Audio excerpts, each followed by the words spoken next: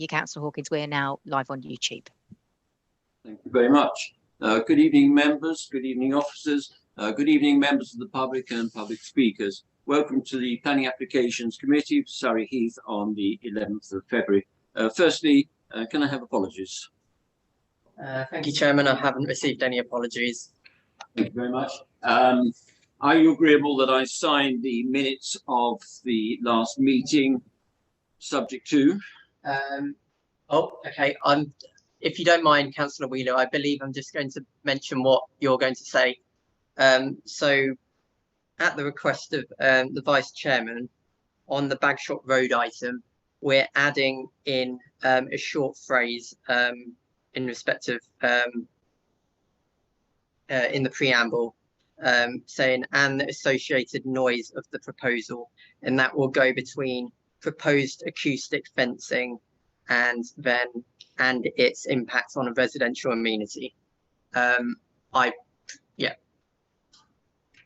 I don't know whether Councillor Whitcroft wanted to say something as well.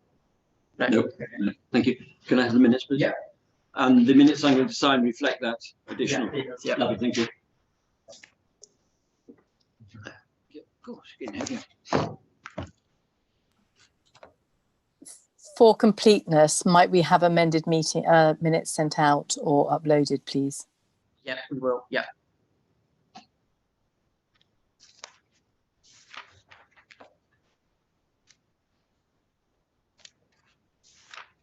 Double-sided printing works, eh? Oh, has it not? Okay.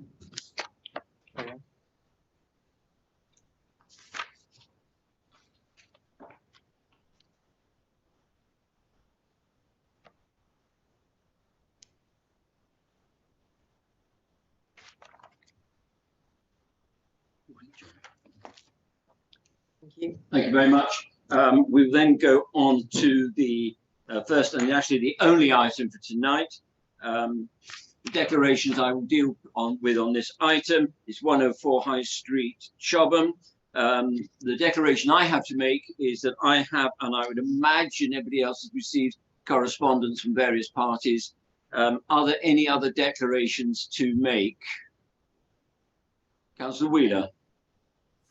Yes, I have actually met with residents as well as having received correspondence, and obviously know the area very well because it abuts part of our sangs. So thank you. Thank you very much. And straight to Mr. Carty, please. Thank you, Chair.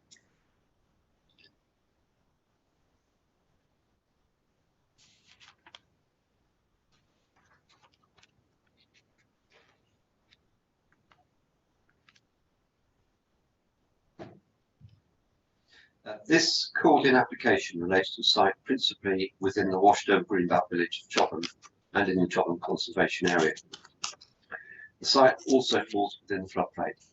The proposal is to provide a replacement dwelling. The applicant has submitted a non-determination appeal for this application. They are within their rights to do so after the expiry of the target date which has now occurred for this application. Unfortunately, the application target date had passed while the council was still waiting for key constituent responses. Once these responses had been received, and with the lead-in time for the committee following the call-in, the application has been progressed as soon as it has been possible to this committee. This means that the local planning authority cannot make the decision, and the decision will now be made by the planning inspectorate.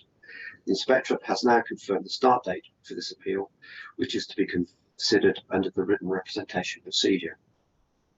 The inspectorate also confirmed cross award application by the applicant, for which a robust response has been sent to the inspectorate on behalf of the council. Please note the update, and I'll lead you through the drawings and photos. Next slide, please. The application site lies on the east side of High Street, north of its junction with Bagshot Road.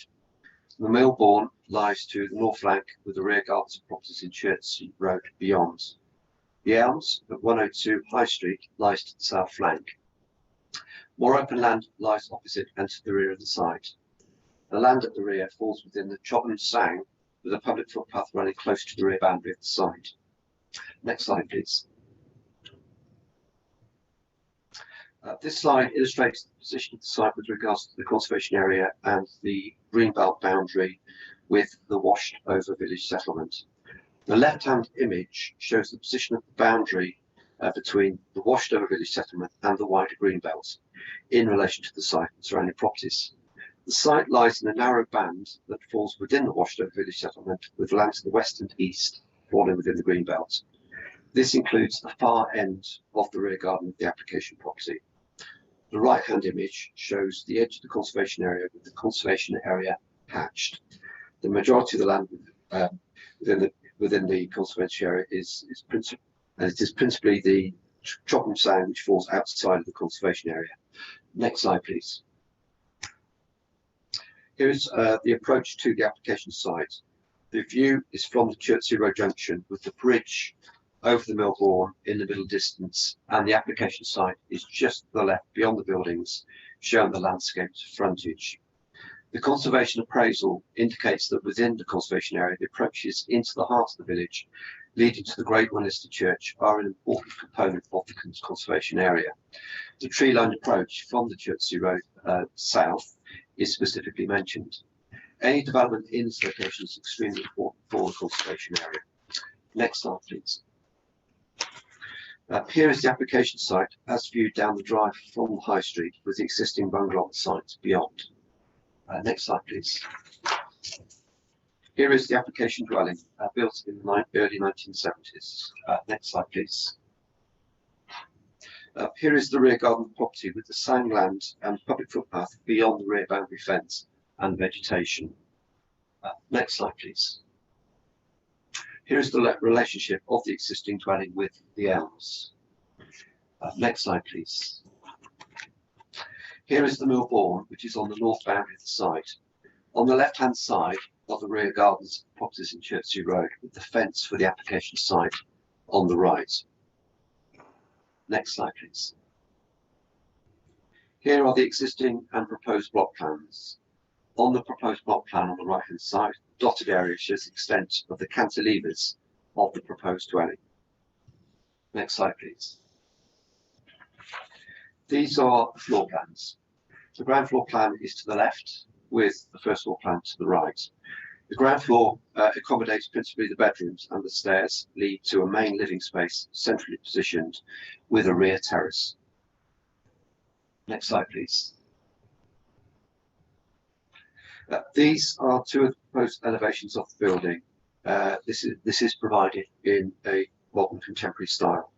The front elevation shows the dominance of glass at the first floor level. The side view is as seen from the elms, with a screen to reduce any potential for overlooking in the area of the rear terrace. You'll note the raised ground floor of the building with flood voids under the ground floor structure. Next slide, please. These are the remaining elevations, which show the rear and other flank facing Millbourne and the rear garden properties in Chertsey Road beyond.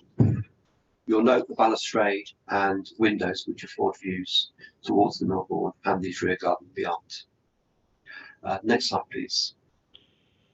Here is an artist's impression of the proposal as viewed from the High Street. The principal issues relate to the contemporary design of the proposal.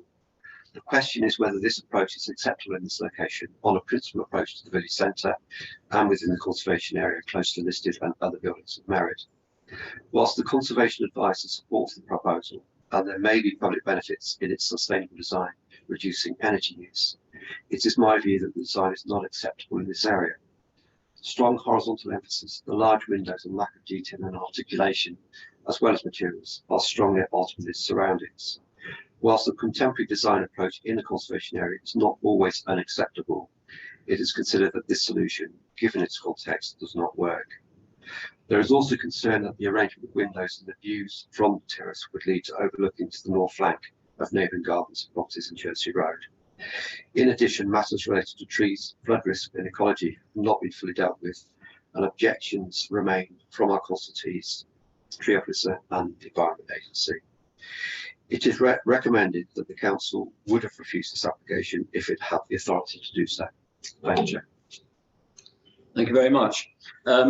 Members, we have 3 public speakers, or we have 3 public speaking slots, should I say, in fairness. And the first one, I believe, Mr. and Mrs. Ian Alison Tilbrook. I hope.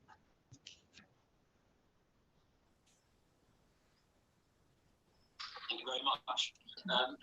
Members, we have 3 public speakers. We have 3 public speakers. Sorry, can I stop you, please? We can't hear you. I believe that's the public speaker playing the YouTube stream in their background. Yeah, I've only just this second brought the members of the public in, Mr. Chairman. So if we can just give them a moment just to make sure their connections are okay. I'll mute them if necessary.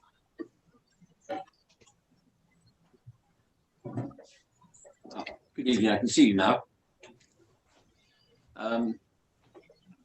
and Mrs. Tilbrook, you have 4 minutes to address the committee, and you will be told when there is 1 minute remaining. I'm sure you've been told this, but I will reiterate it for the tape. And if you can stay on for questions of a planning nature from members of the committee, and the time will start when you start speaking. Thank you. The consultees of Chertsey Road agree with the planning officer and the Chobham Parish Council that this proposal would result in a significant adverse effect on residential amenity and material loss of privacy to our properties, citing DM 9.3 on the CSDMP. Because the northern elevation facing us is a glass box at first floor level, and however eco-friendly, it will certainly be electrically wired and artificially lit from within, with floor-to-ceiling windows in daily used rooms, which are constructed at a height of 3 meters above ground level, rising to 6 meters, creating large, expansive views overlooking our gardens, our socializing areas, our homes, our outdoor dining areas, summer seating. We're all keen gardeners and we're proud of what we've created. Our patios, our rear windows, and contrary to the design statement, it really is an overbearing and obtrusive sight easily seen from the inside of our houses. The 8 overlooking windows proposed on the northern elevation vary in size, with the 3 on the first floor in living rooms having elevated walls of glass. There are no windows facing our properties currently on the northern elevation. The corner of the quiet room does not nestle effortlessly into the existing setting, which the Heritage Statement 8.9 tries to suggest. Quite the opposite. It is very overbearing in the sky and obtrusive into our life. It is being angled in order to get it as close to the riverbank and our boundary as possible, with 2 large glass aspects, one directly down our garden and another across our garden, overlooking us and our privacy.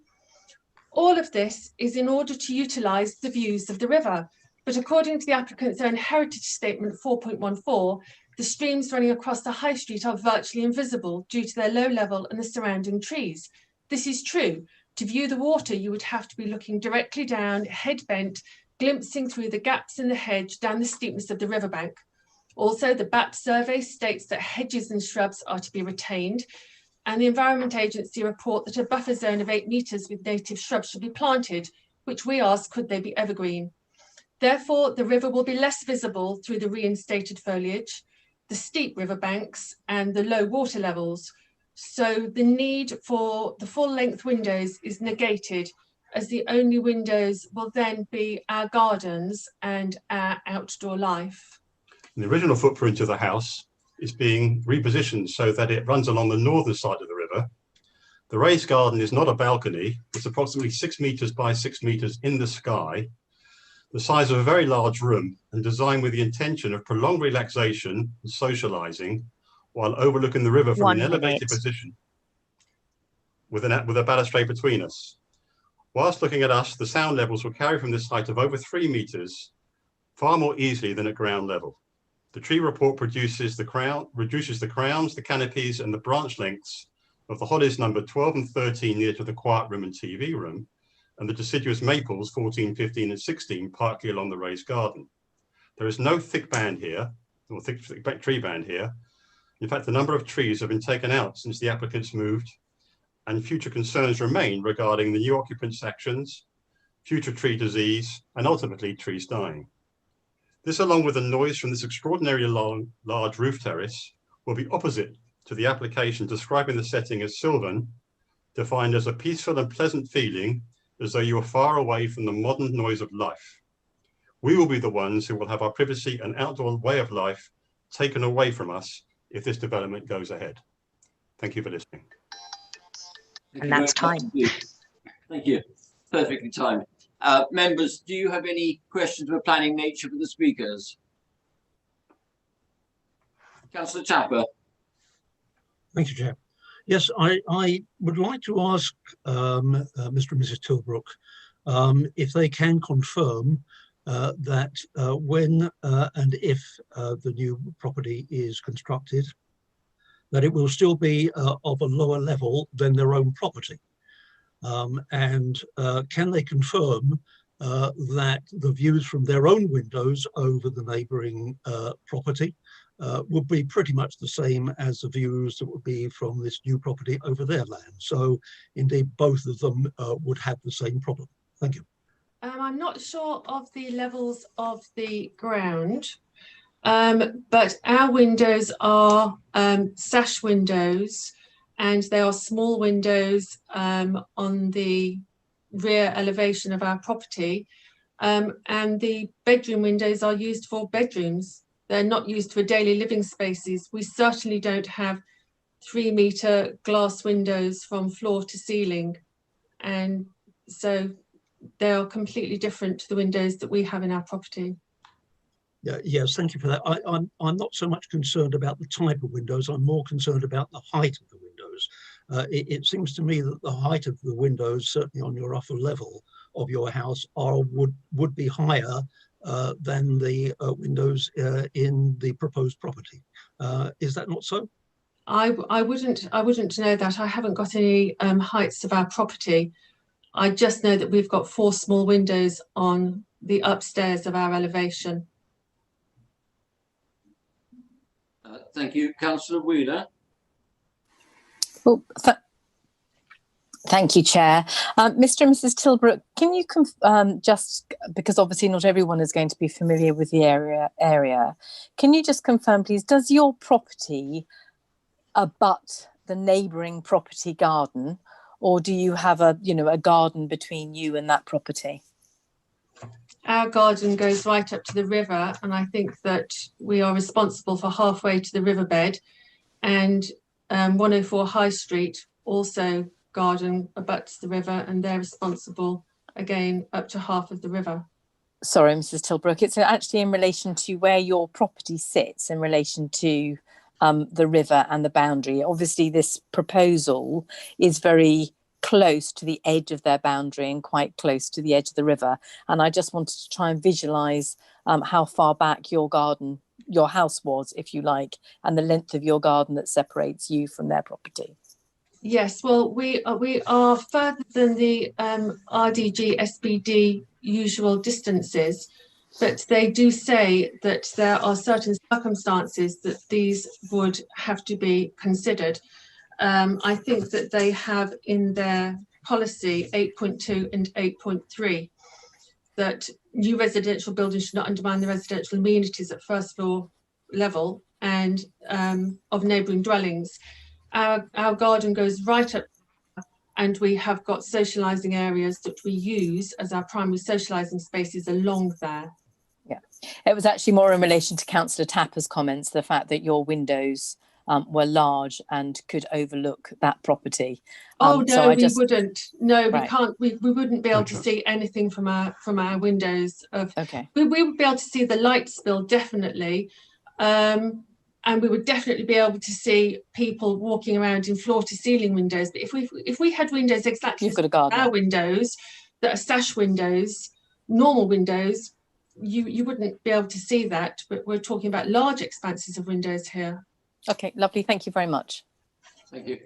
Any other questions for the speakers? I can't see anybody. Thank you very much indeed to both of you. And we now have Mr. Nelson and Mr. Osborne, who's sharing a speaking slot when they can come and join us.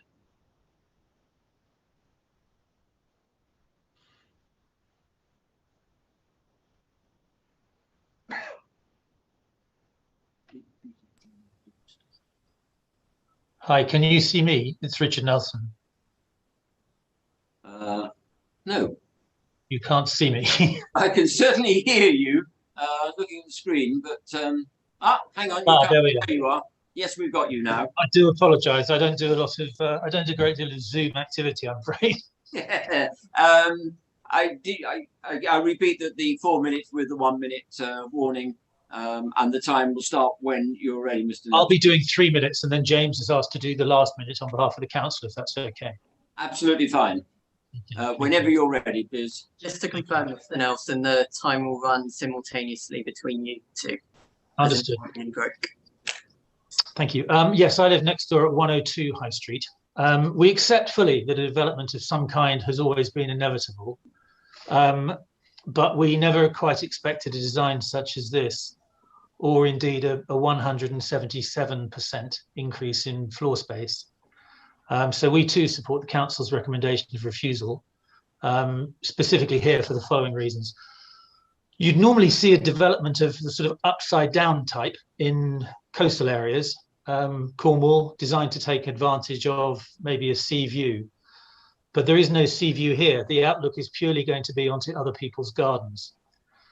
All the living accommodation is at first floor level, together with a very large rear roof terrace, which would be close to the same height as our sleeping accommodation. So we are concerned about what we think would be indisputable noise pollution, which would come from the social use of a young family using an elevated roof terrace, in spite of the opaque screen that I think overlooks our garden. Added to this, the impact on residential amenity and natural light from the second floor will greatly affect our impact. Our sitting room, my office, our very sunny dining area, our garden, our pool, and the shower that services the pool.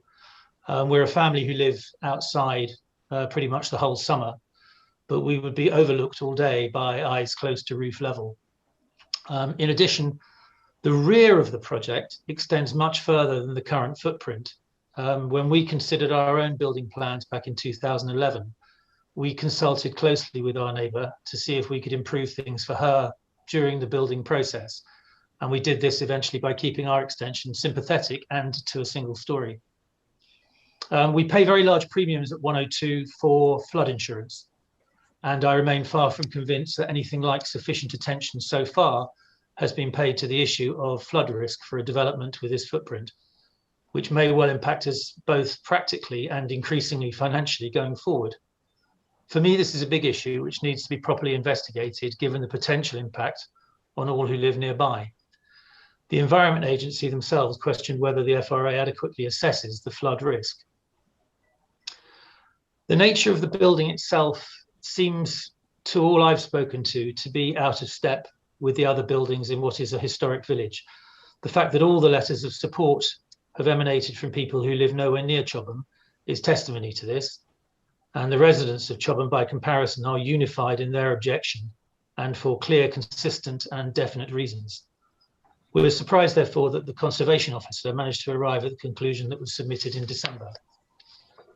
And finally, within my 3 minutes, the last thing I'd say is that the local council themselves have made clear that their recommendation would have been to refuse had the application not been referred on appeal. And I suggest there's good reason for this. Thank you. 1 minute.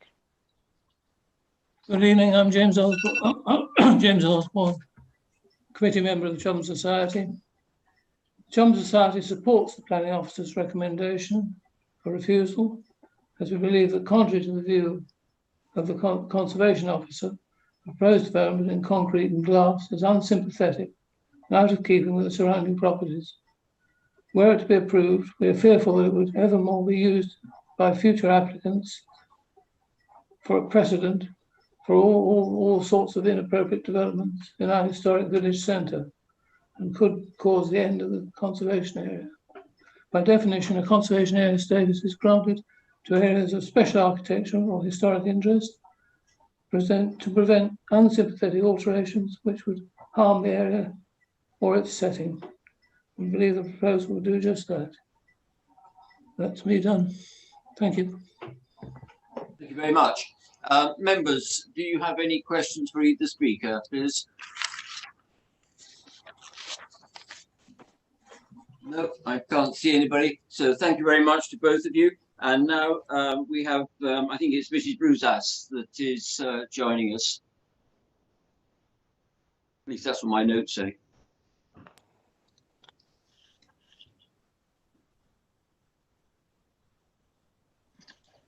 Good evening, Mrs. Bruzas. Again, 4 minutes, and you'll be advised when there is 1 minute remaining, and the time will start whenever you're ready. Thank you. Thank you for this opportunity to speak about replacing our current house with a new family home. It seems the key issues directing the planning officer is design choice and an erroneous Environment Agency report. The question must be whether there are genuine planning reasons for refusing this scheme, which rise above personal preferences on the building. We live in a conservation area and we're aware of the role we play in protecting the character. But we also know from widely documented principles, conservation is about managing change, not preserving in aspect. Architectural or artistic appreciation can divide us. It seems the officer is driven by their own subjective preferences rather than coherent planning and conservation principles. The Council's conservation specialist states that our proposal is considered to enhance the appearance of the conservation area and recommends approval. Our family roots stem from Chobham's neighbouring villages. My husband was born at Windlesham Maternity Hospital, our son on Chobham Road and our daughter in Horsell. The area is part of our family and we are part of the area. This house has seriously flooded on a number of occasions and continues to be at high risk.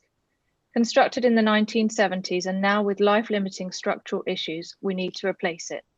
We have challenged ourselves on the building style we should use, whilst incorporating flood mitigating technology.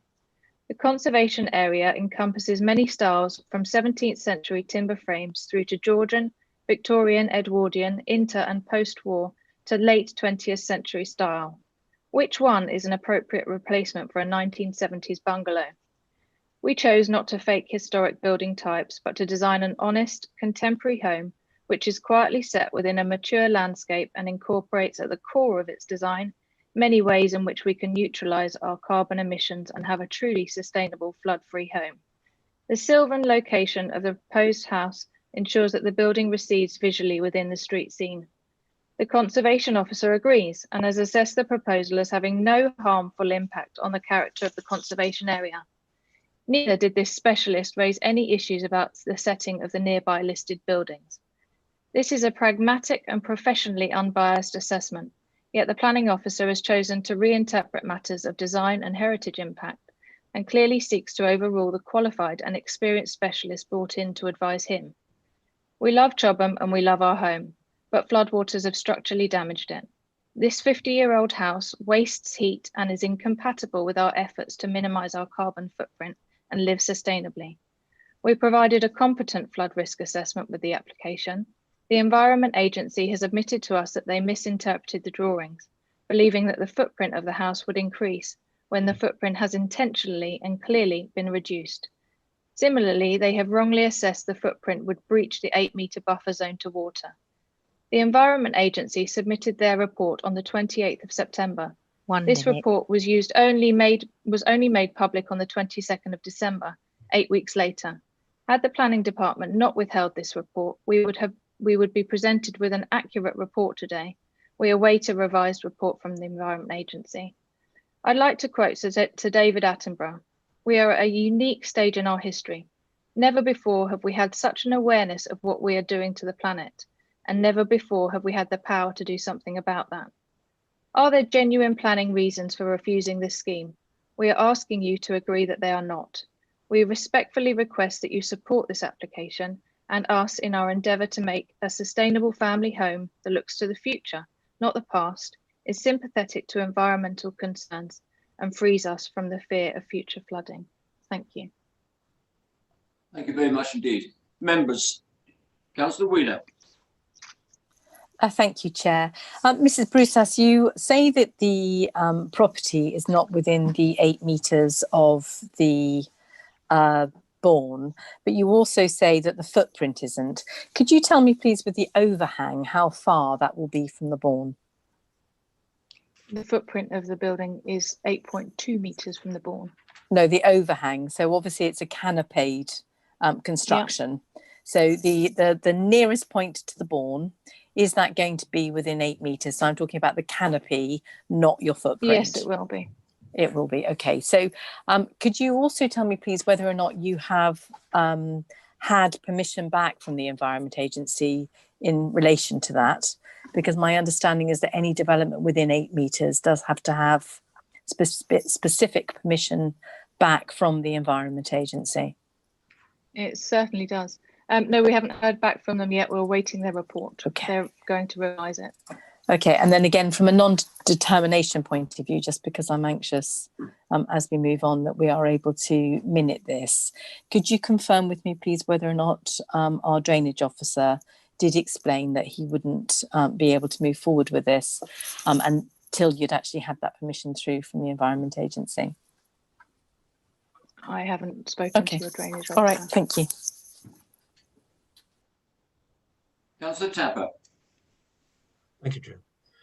I'd like to ask Mrs. Bruzas if she can tell me the existing building, the side of the building which is now closest to the Bourne, how far is that from the Bourne at the present moment?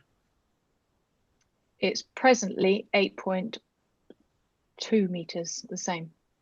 That's the existing building, is it? That's the existing building, yeah.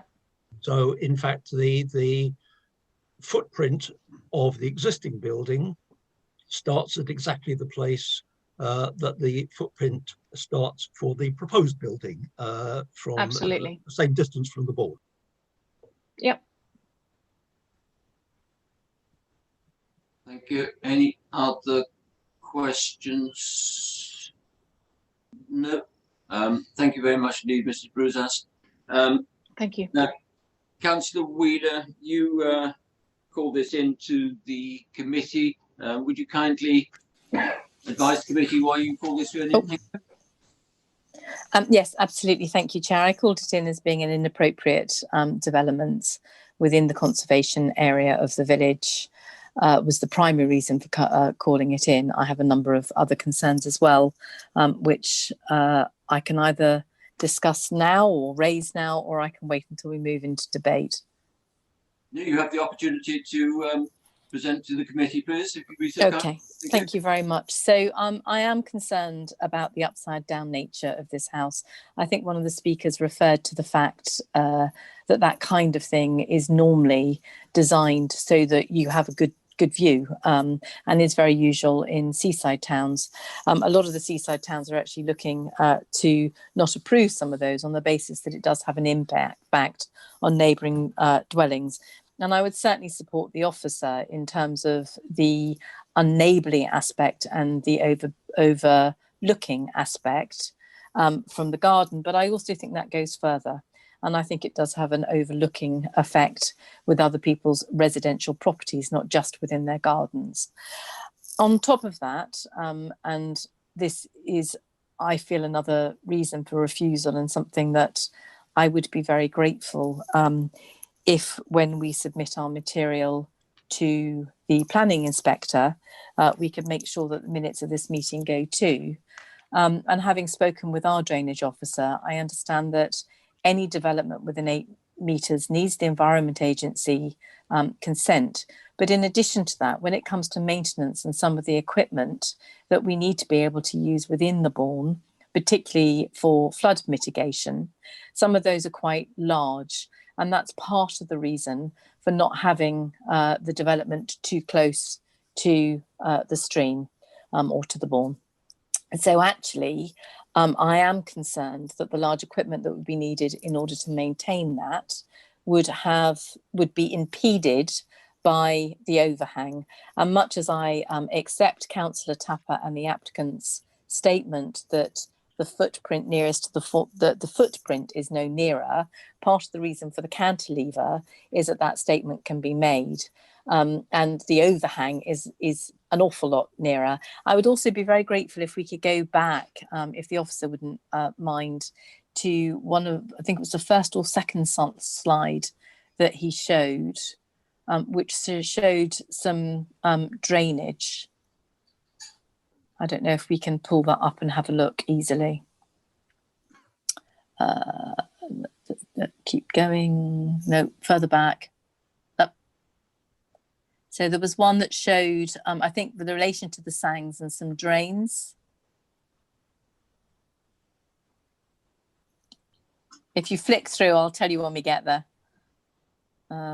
if that's easier. No. So it's that one. So again, I am not sure there is obviously a main drainage that comes out and goes out into the Sangs, but I'm not sure whether or not there is any other drainage within that property, or any courses within that property.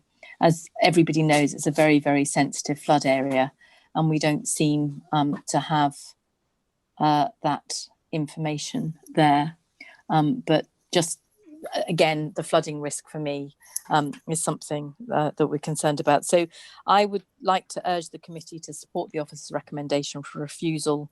I would like ideally additional reason for refusal to be added around the distance from the Bourne, or certainly comments around the distance from the Bourne.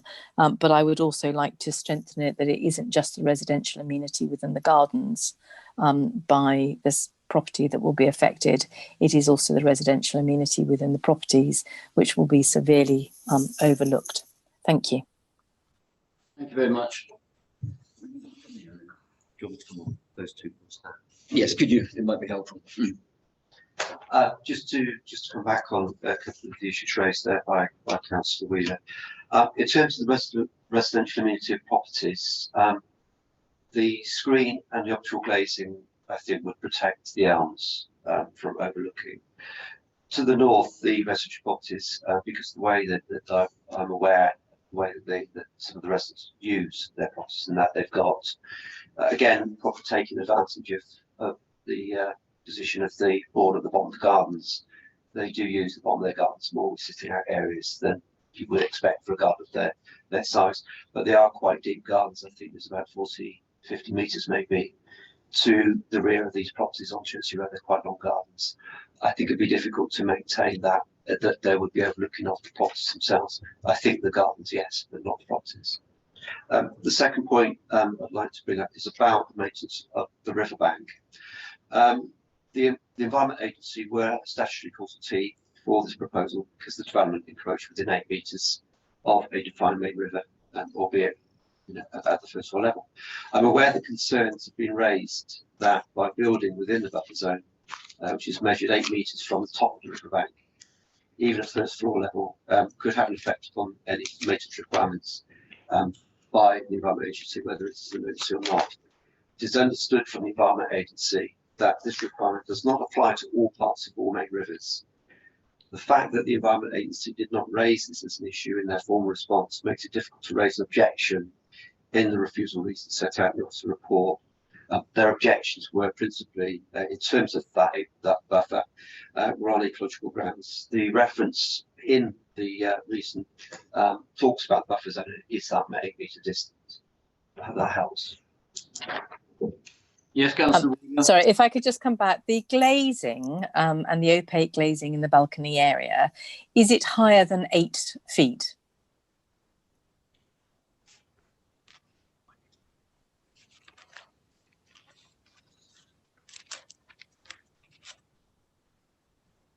I want to, Andy, if you could put up the slides of the elevations, please. Thank you.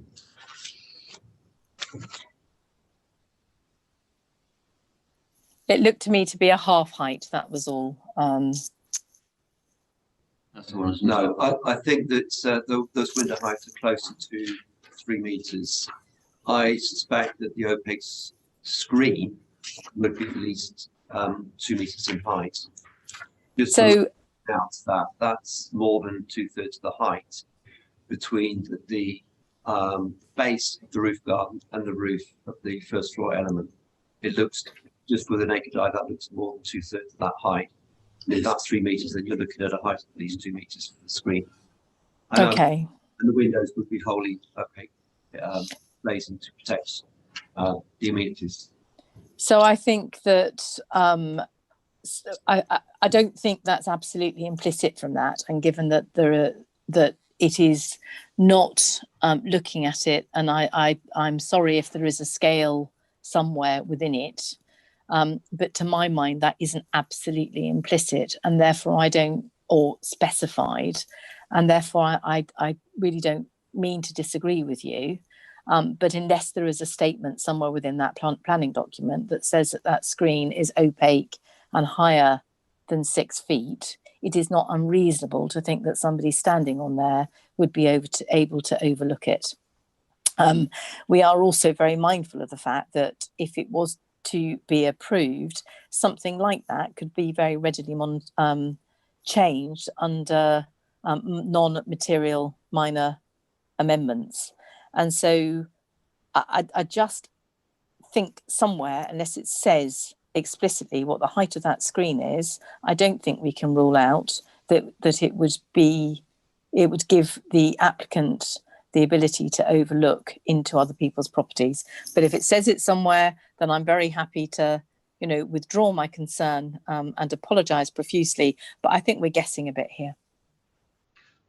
Just to come back on that point, the drawings that we provided as scale drawings, I've just looked at an estimate from my sort of recollection of the height differences there, that it looks to be over 2 metres. Now, this is a non-determination appeal, and the decision will ultimately be made by the planning inspectorate.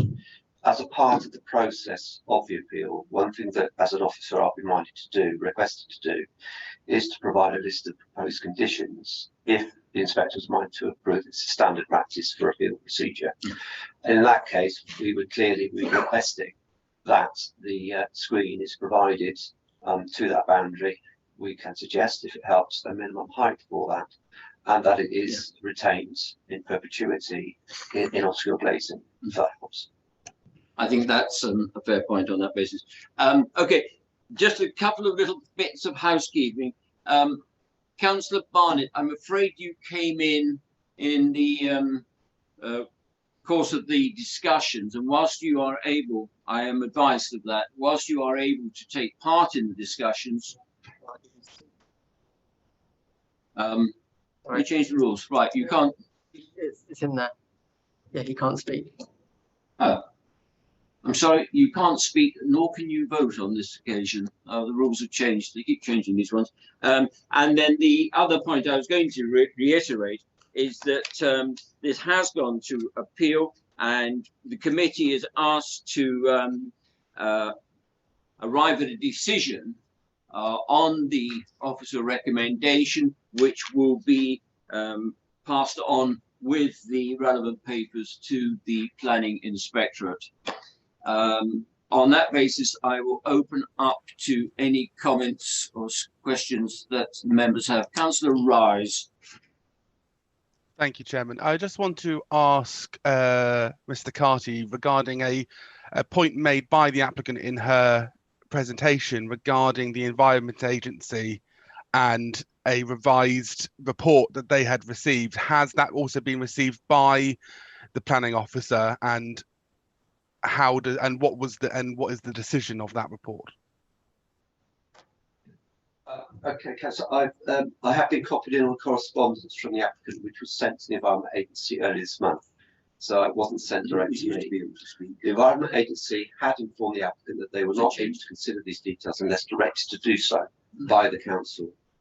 There have been no request from the applicant to accept information as amended information to be considered by the council. If there had been such a request, this would have been considered, but this would have been dependent upon the timing. In respect of such details, comments from the Environment Agency would have been required, but they would expect a 21-day period to come in. As such, there would have been insufficient time to receive these comments, and we would have had some difficulty in accepting these details. Moving forward, the decision on whether to accept the late submission of further details and then their assessment by any party, including the council and the Environment Agency, will be a matter for the planning inspectorate. Thank you. Any other comments? Councillor Perry. Thank you, Chairman. For Mr. Carty, it seems the main concern here is overlooking of the gardens and what have you. Have you actually done drawings that confirm that is the case? Because it's difficult to, we're having this said, but have you drawn drawings showing the different levels between the properties? Will they in fact be overlooking or not? My concern is overlooking of the bottom end of the gardens, the bottom end, not the top end where the residential properties are. That from the angled window for the quiet room, there's a minimum distance of 8 metres to the boundary with the property to the north, and from the corner of the rear terrace, 11 metres.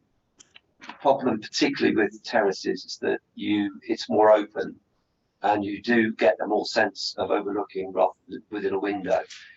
It's quite a large area where the rear terrace is. I understand it's 6 by 6 metres, and that's quite an extent, and it can become quite. It's quite obvious when you're standing in that area with a balustrade about 1 metre high that you get the clear views through into the rear gardens of the neighbours, and I think that's enabling. Thank you. Councillor Garrett, are you indicating you wish to speak, or are you just altering it? Anybody? Councillor Tapper. Thank you, Chair. Yes, I have to say that I am very persuaded by the view of the council's own conservation advisor. I'm not one of those who feel that these are experts, which we have had enough. I believe a conservation advisor is there for a purpose. And if the officers believe that the conservation advisor has done their job incorrectly, then that's a matter that ought to be taken up internally. So I am very persuaded by the conservation advisor's point of view.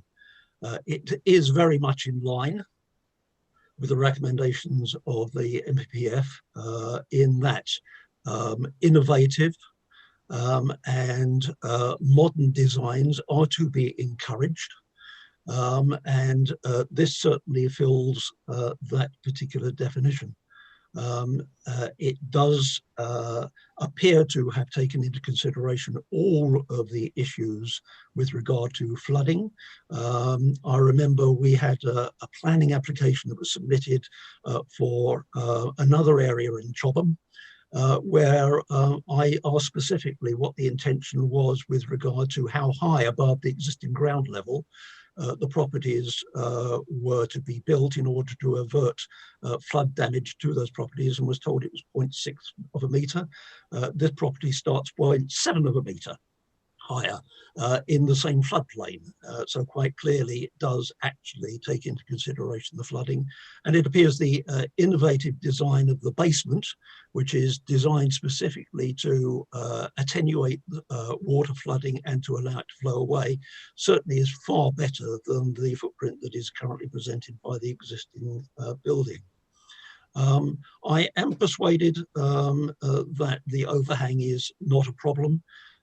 You probably will be aware that indeed one of the most famous houses in the world, a Frank Lloyd Wright's property, Waterfall, has been praised universally for its cantilever design in association with local water.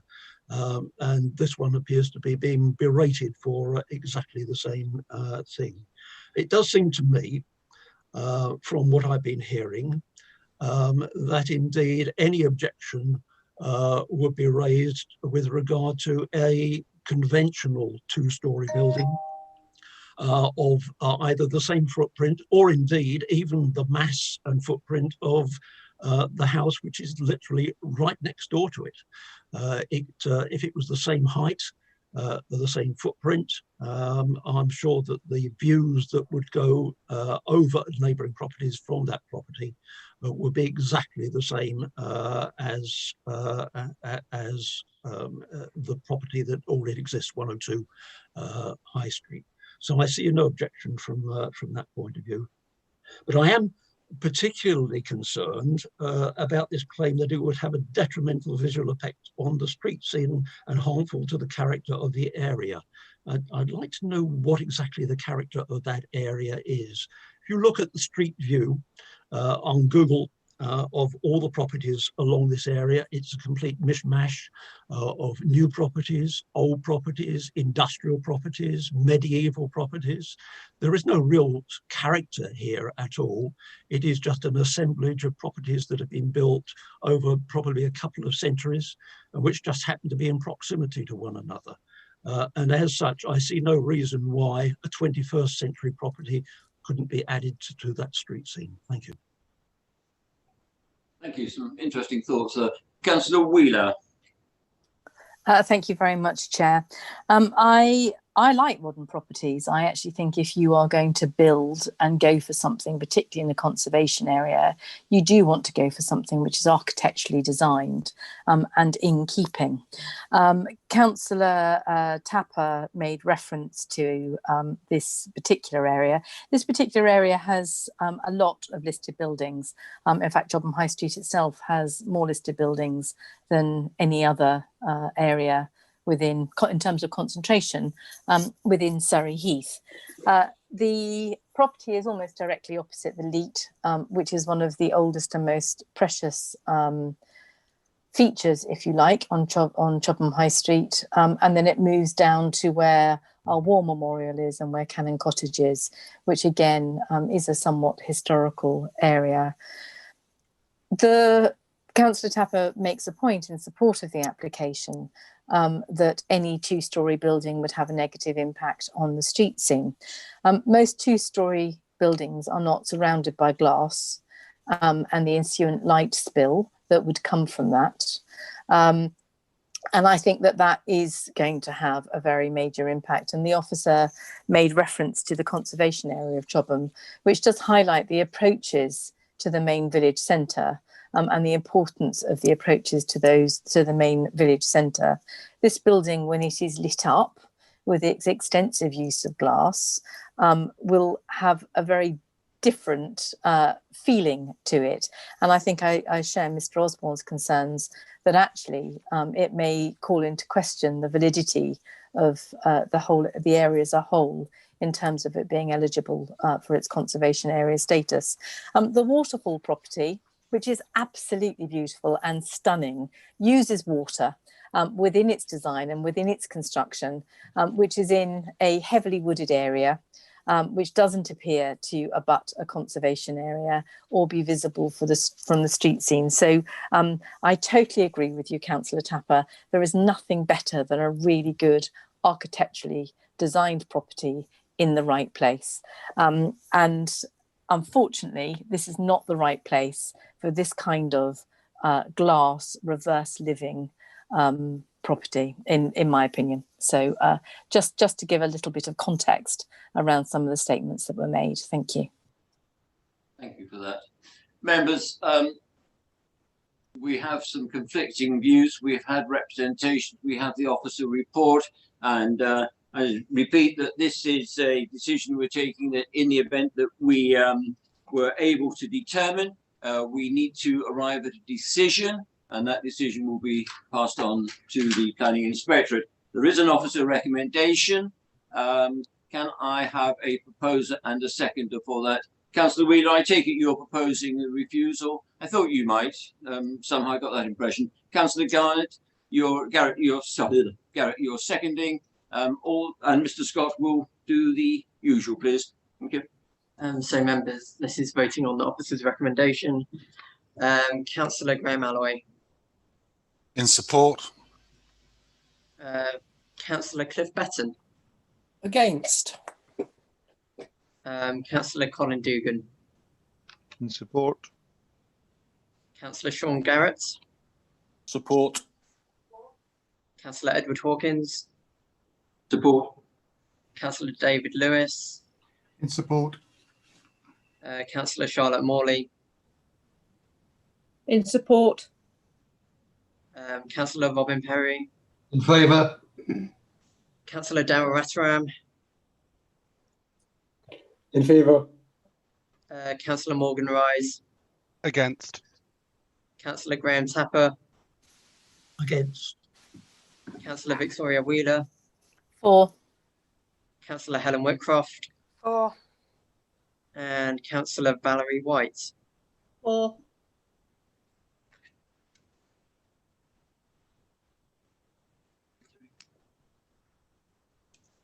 Members, the recommendation has been passed 11 votes to 3. Can I thank the speakers for their contribution? That is the only item for this evening. The next meeting is on the 18th of March, on which note I will thank you all for your attendance and thank members of the public if they have been with us. And